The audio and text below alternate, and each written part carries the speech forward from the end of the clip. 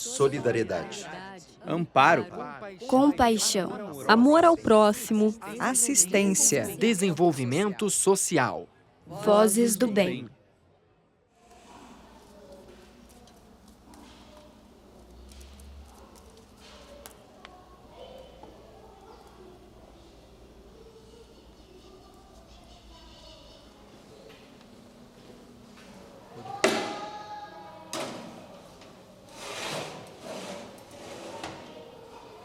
Fome de bola, o nome já diz tudo, né? Porque a maioria das crianças que vêm aqui são crianças carentes.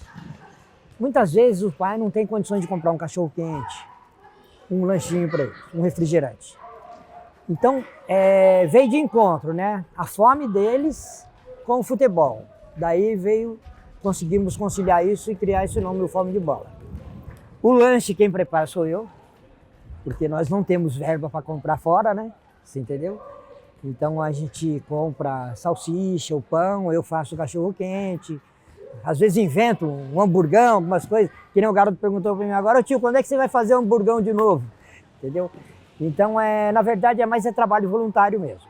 E termina o treino, eles fazem a fila deles bem organizadinha, você entendeu? Para pegar o lanche, toma o lanche aqui antes de ir embora para casa. E, na verdade, o lanche para eles além do futebol, é fundamental para eles, sabe? Então, para a gente é um prazer enorme, tipo, fazer esse lanche. Eu mesmo, como voluntário, eu sinto muito prazer em fazer esse lanche para eles. Aqui o bom claro, porque é gratuito, né? A gente não paga nada. E é bom também porque incentiva muito os meninos a uma coisa do futuro deles, que eles gostam, eles querem, né, participar. É uma coisa que eles gostam muito, né? Futebol, que eles gostam muito. Para a gente, o que foi bom foi em questão de saúde, né? Que ele já estava começando com um probleminha de saúde, de obesidade infantil. E aí, como a gente soube do projeto, e foi muito bom para ele, né? Então, o esporte já ajudou muito na saúde dele. Então, para a gente foi muito bom. Em relação à saúde, o comportamento dele também melhorou muito, porque o professor deles aqui é bem rigoroso. Chama bastante atenção, então pra gente, querendo ou não, isso é muito bom, né? Que daí eles, né, têm uma noção de muita coisa. Na minha infância, eu com os meus amigos vivia na rua brincando, jogando bola, e os vicentinos, vendo a nossa exposição, ofereceu o projeto pra gente e viemos pra quadra para jogar bola aqui nos vicentinos. Foi conforme aqui, treinamento, né? Começava com alongamento, depois um treinamento de passe e depois o futebol que eles estão fazendo agora, que é o que a gente sempre esperava. A criançada só queria saber jogar bola, mas tinha que ter paciência, esperar o momento certo. E era isso, era todo o treino era bem no padrão, seguindo certinho o roteiro. E no fim das contas a gente queria era se divertir e era isso que o projeto trazia pra gente naquela infância, né? Naquela época. Então, eu sinceramente achei que tinha acabado, porque isso foi há muitos anos atrás, né? Hoje eu estou com 42 anos, então nem imaginava que tinha. Aí eu mudei para cá, para o centro recentemente, e procurei saber. Aí eu tenho o primo dele, né? Primo do meu filho, que já está aqui, o Luca. E aí foi ótimo. Foi ótimo, porque hoje, na minha época não tinha, mas hoje é celular, é televisão, YouTube, então fica aquela focado em tela. E tá tirando, né? Tirou meu filho da tela. Graças a Deus. Então, assim, é muito bom. É bom para a saúde e bom para a mente, né?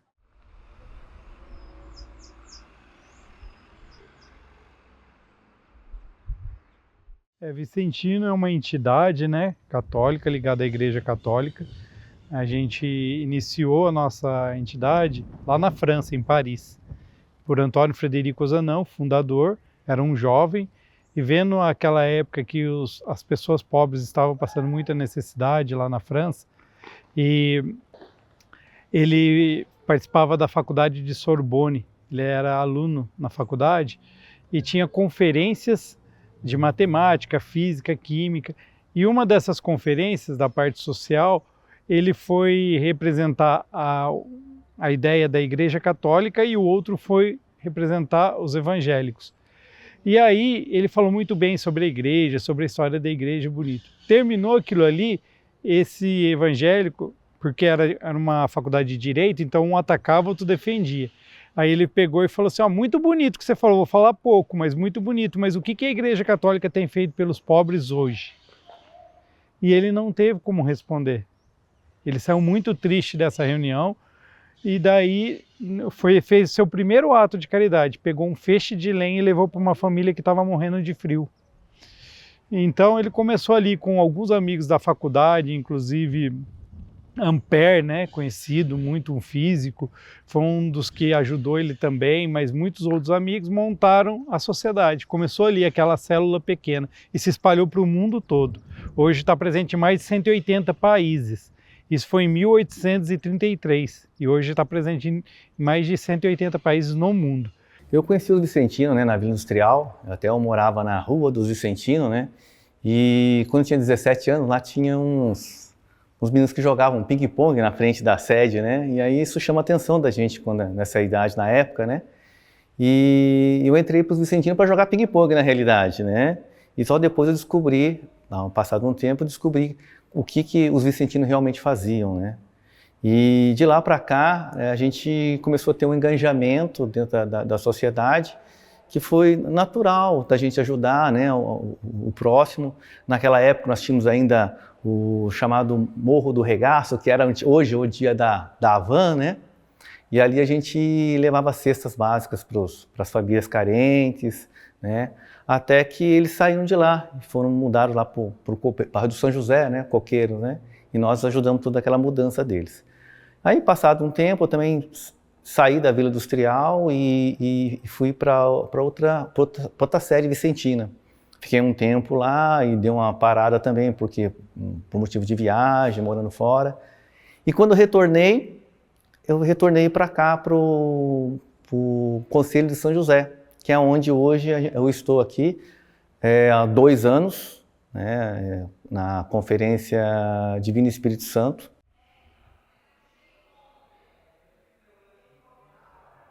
A campanha do quilo eu não sei bem quando começou, mas é uma coisa que já existe há muito tempo, né? Lembro de quando eu era criança que os vicentinos já passavam na porta de casa fazendo a campanha do quilo.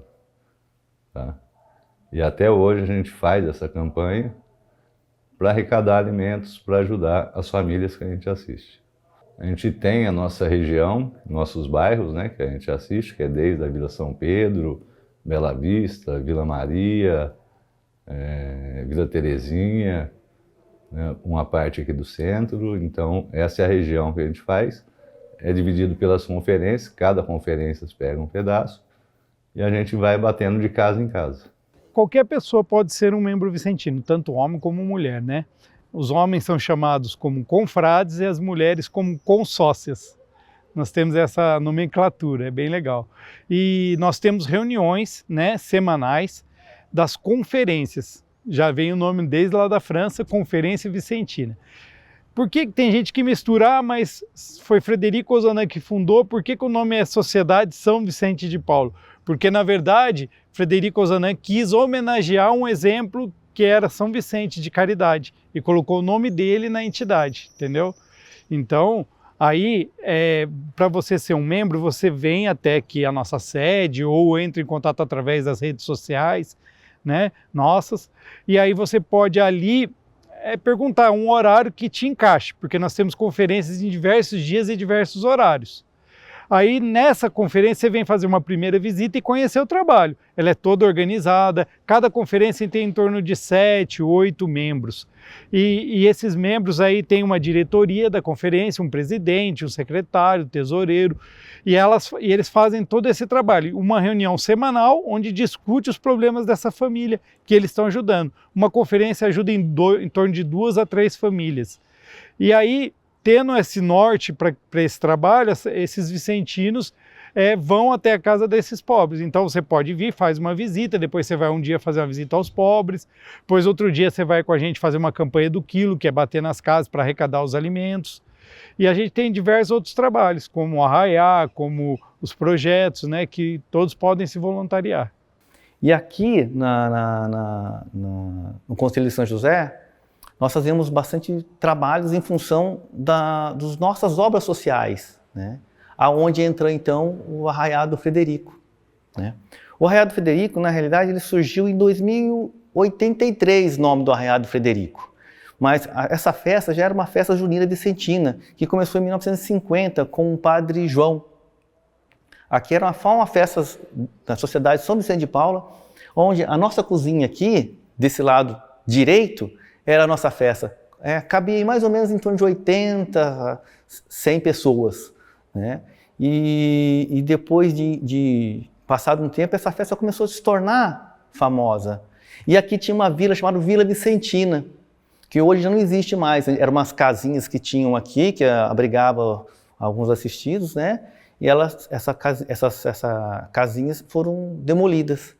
E aí abriu mais espaço para essa festa. E essa festa começou a tomar uma proporção grande. Em 83, né, um grupo de vicentinos daqui resolveu mudar esse nome de Festa Junina Vicentina e colocar o nome do nosso padroeiro do nosso vicentino, que é Antônio Frederico Ozanam.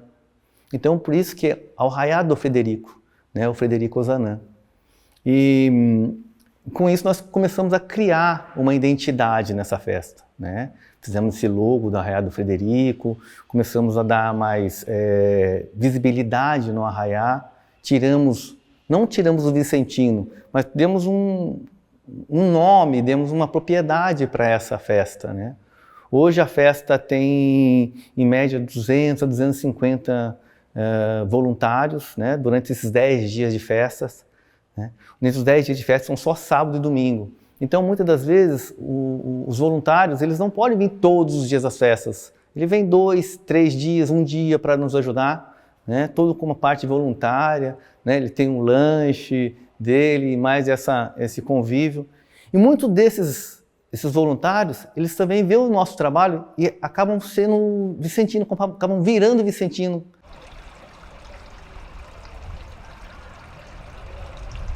Essa gruta é um símbolo aqui do nosso concelho, né? É algo que foi construído pelos vicentinos há muitos anos atrás, em torno de 80 anos atrás.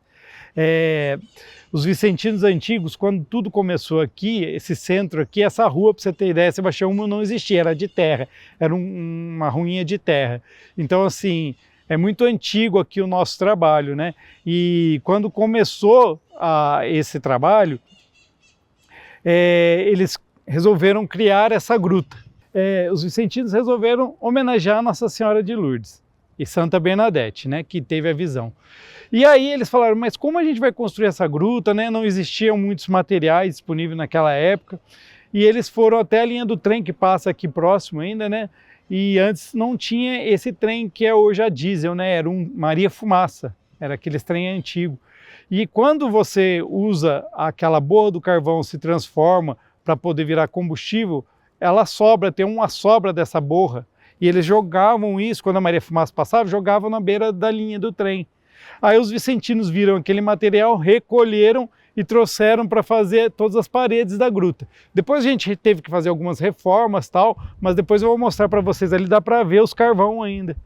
Os carvãozinhos, né, que foi feito dessas borras, né? Então é um símbolo muito importante. Há uns 20, 25 anos atrás, mais ou menos, nós começamos a observar a necessidade de se ter um projeto social com os adolescentes e as crianças. Por qual motivo? Houve uma crescente muito grande de criança e adolescente indo para o lado do tráfico. Como nós trabalhamos muito com as famílias carentes de favela, então nós temos um contato direto com essas crianças e adolescentes. E nós vimos a necessidade de quê? De adotar uma criança ou adolescente antes que o traficante adote, né? Porque eles são muito rápidos, né? Então nós pensamos nisso. Então 1 hora ou 2 horas que eles ficam aqui já é um grande passo para eles, né? Tanto na parte de disciplina, de educação, de formação de caráter. É o pouco que nós passamos para eles, mas que faz muita diferença. Hoje, por exemplo, nós temos relatos de pais aqui hoje, em 2025, que há 20 anos atrás, quando começou o projeto, eles fizeram parte desse projeto, como criança, adolescente. Hoje são casados, já formaram família, têm sua profissão e trazem os filhos deles hoje para participar do projeto Fome de Bola. Então quer dizer que ao longo desses anos todos nós colhemos muitos frutos. Hoje nós conhecemos muitas famílias, muitos pais de famílias que participaram do projeto. e graças a Deus não entraram no tráfico ou na vida do crime, né? Então, indiretamente, nós conseguimos, né, ao longo desses anos todos, essa conquista. E hoje esse projeto está bem fundamentado e nós queremos ir mais além ainda com isso.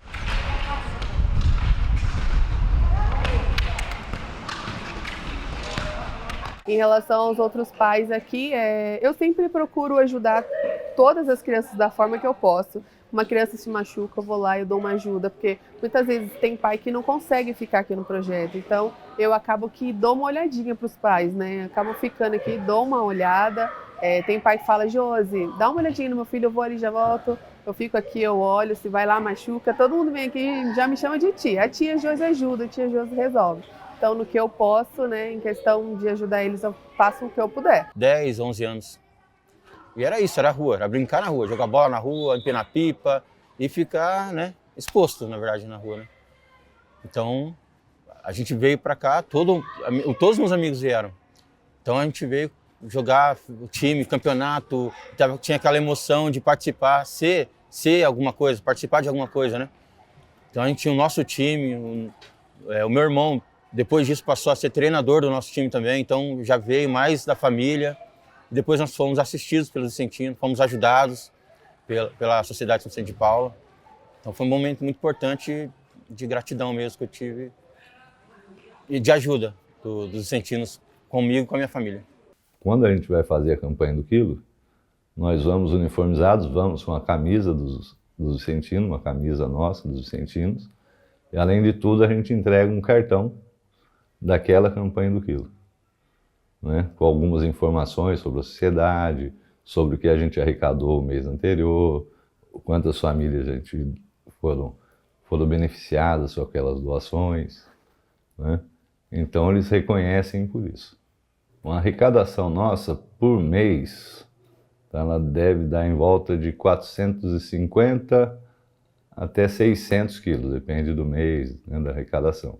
Então, por ano, vai em torno aí de quase que 12 toneladas de alimento que a gente arrecada.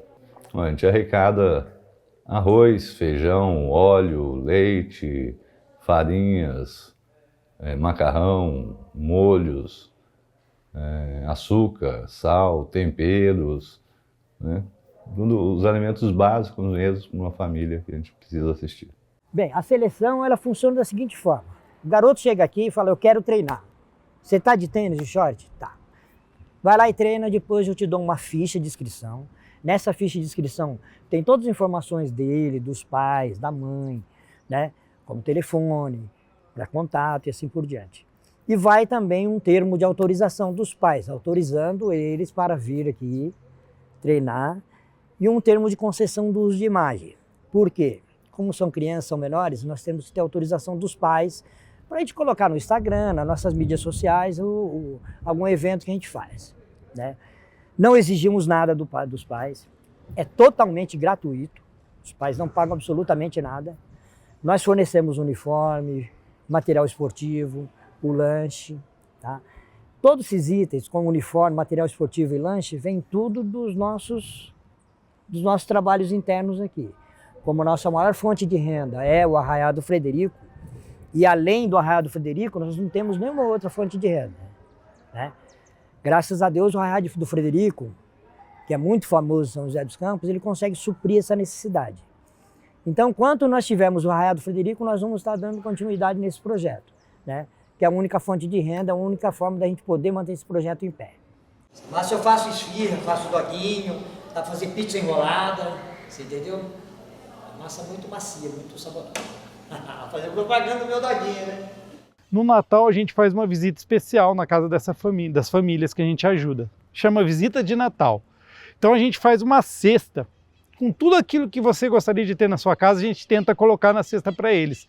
É carne, é frango, é bebidas, refrigerante, tudo que a gente gostaria que no nosso Natal tivesse. E a gente vai na casa deles normalmente dia 24 de manhã. E a gente faz essa visita. E quando tem crianças na família, a gente leva brinquedos, né? Que a gente recebe bastante doação também, né? E a gente separa brinquedos aqui. E a gente vem e faz essa cesta de manhã e vai visitar eles nos bolsões de miséria ao nosso envolto aqui. Aí quando a gente foi visitar essa família, em especial era uma senhorinha idosa, uma das famílias que a gente iria naquele dia. E daí o pessoal separando as coisas, a minha esposa falou assim, vamos levar esse Papai Noelzinho aqui para Dona Esther.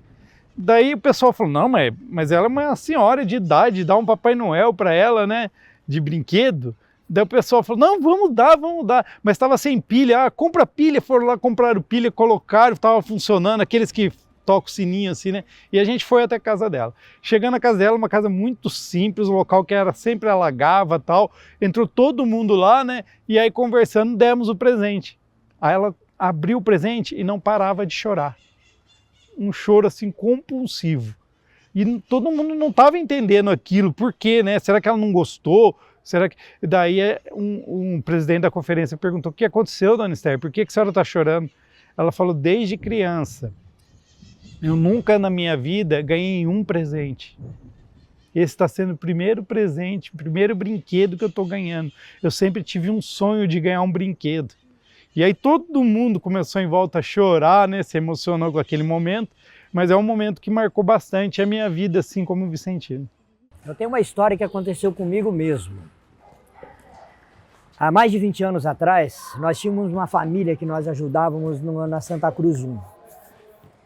E tinha um garoto lá que toda vez que a gente ia visitar a família, ele estava dormindo.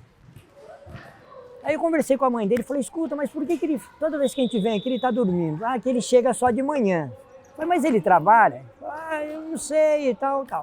Aí um dia eu consegui pegar ele lá, acordado, conversei com ele. Aí ele na época, eu acho que ele tinha uns 14 anos de idade. Isso é um fato que não sai da minha memória nunca. E eu conversando com ele, falei para ele, poxa, mas toda vez que eu chego aqui você está dormindo, você trabalha à noite, como é que é isso, né? Ele falou, olha, senhor, desculpa falar, mas eu trabalho de oleiro para o tráfico. Eu falei, mas como assim? Ele falou, eu fico em cima da torre lá a noite inteira vigiando. Eu falei, cara, pô, mas você não tem vontade de sair fora disso? Você não tem vontade de ter uma profissão, aprender algo e tal? Aí virou para mim e falou assim, olha, minha vontade é fazer um curso de informática. E na época nós tínhamos um curso de informática aqui na nossa sede. Isso foi num sábado. Aí eu falei para ele, vamos fazer o seguinte, a semana que vem, você pode ir na nossa sede já começar a fazer o curso de informática? Ele falou, poxa, é o que eu mais quero. Legal.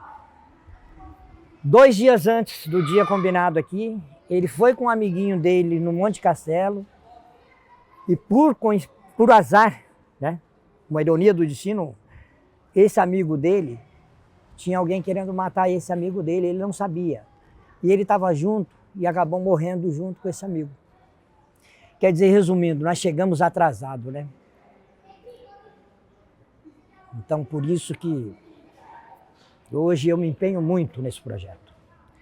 Porque essa história verídica que aconteceu comigo não sai da minha mente até hoje. Então nós temos que chegar antes. Nós temos que chegar antes. Porque se nós não chegarmos antes, o futuro dessas crianças está em jogo. Então por isso que essa história é uma história que eu não esqueço nunca. E tem outras histórias aqui também, né, de pais que relatam pra gente que a partir do momento que os filhos começaram a participar da escolinha, eles melhoraram muito em casa com relação à disciplina, né? Aquelas regrinhas, né? Abriu, fechou, acendeu, apaga, sujou, limpa. Então melhorou muito as crianças no relacionamento dentro de casa. Então isso quer dizer que o nosso trabalho está tendo fruto.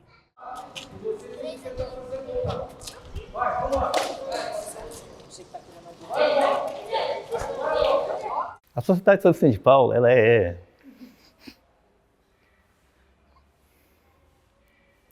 ela toma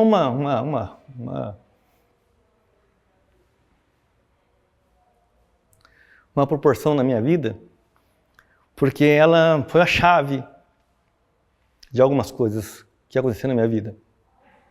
E o Vicentino, ele...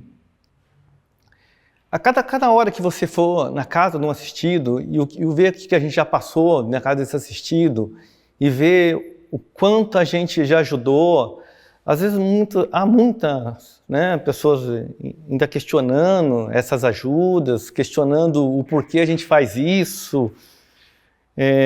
não tem mais jeito, sabe? Mas a gente não pode desistir, né? A gente vê cada conquista da gente. Então, eu acredito que a Sociedade São Vicente de Paula, ela é muito bem reconhecida. Eu tenho certeza disso. Ela está em mais de 180 países. E só quem reconhece isso é quem realmente está na base e vê o que a gente faz aqui. Não é tão fácil você largar a tua família, largar os seus negócios, as suas coisas lá, né? E vir aqui doar o seu tempo, né? Às vezes a gente tem barreiras dentro de casa, porque passar o tempo aqui não é tão fácil, né? Mas é pelo amor, é pelo que o nosso fundador, Antônio Frederico Zanan, que com 19 anos de idade fundou essa sociedade tão bonita, né? Isso emociona e eu falo para você que isso mudou a minha vida. Uma história até pessoal. O que motiva realmente é o trabalho vicentino, né? É a doutrina que segue a sociedade. Isso me motiva muito, me dá satisfação. É ver o trabalho acontecendo. A gente se doar não só para a nossa família, mas para outras famílias. Eu acho que a gente precisa fazer isso, né? Se cada um ajudar um pouco, eu acho que a gente não vai ter tanta família com necessidade igual a gente tem hoje. As amizades é muito bom, porque quando você está num ambiente de amizade é gostoso, porque você comunga das mesmas ideias, existe um respeito, né? Você não tem medo, o que o outro está pensando, porque o comum nosso é o pobre. Mas o trabalho ali, dentro da casa do pobre, quando só está a gente e o pobre, isso aí não tem nada que pague, é muito bom. Primeiro, a nostalgia de lembrar da quadra, que ela mudou muito. Essa quadra, quando eu era pequena aqui, era totalmente diferente. Era boa, mas hoje está excelente. Primeiro isso. E segundo, mais uma vez, gratidão por meu filho estar aqui. Porque o fato de trazer essa molecada para cá é muito importante, é muito importante. O Mauro ele é um amigão, um parceirão. O que ele precisa de ajuda, o que eu puder ajudar ele, eu ajudo. Josi, eu preciso do contato de tal pai, eu não estou conseguindo, eu tento ajudar ele. Na hora do lanche aqui, a gente ajuda ele como pode, né? Ajuda a distribuir o lanche. Mas ele é um parceirão, o que ele puder contar comigo, o que eu puder fazer, até onde eu puder fazer, eu ajudo ele no que for. Eu quero continuar nesse projeto porque eu quero ver esses meninos aí adultos, sabe? Encontrar comigo na rua, como muitos outros encontram hoje. Fala, poxa, eu treinei lá com vocês. Sabe? Isso pra gente é muito dignificante. Na verdade, o nosso prêmio é esse, é ver essas crianças, né, seguirem a sua vida como um cidadão comum, honesto, né, que tenha dignidade humana. Então, isso pra gente é muito importante.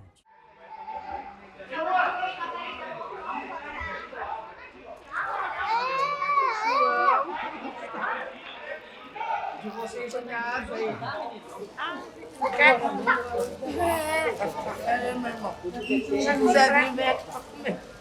Solidariedade. Amparo. Compaixão. Amor ao próximo. Assistência. Desenvolvimento social. Vozes do Bem.